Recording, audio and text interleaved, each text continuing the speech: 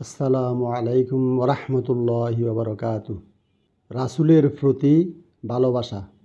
আন আনাসিন রাদিয়াল্লাহু তাআলা আনহু ক্বালা ক্বালান নাবিয়্যু সাল্লাল্লাহু আলাইহি ওয়াসাল্লাম লা ইউমিনু আহাদুকুম হাত্তা আকুনা আহাব্বা ইলাইহি মিন ওয়ালিদিহি ওয়া ওয়ালাদিহি ওয়ান নাসি আজমাইন।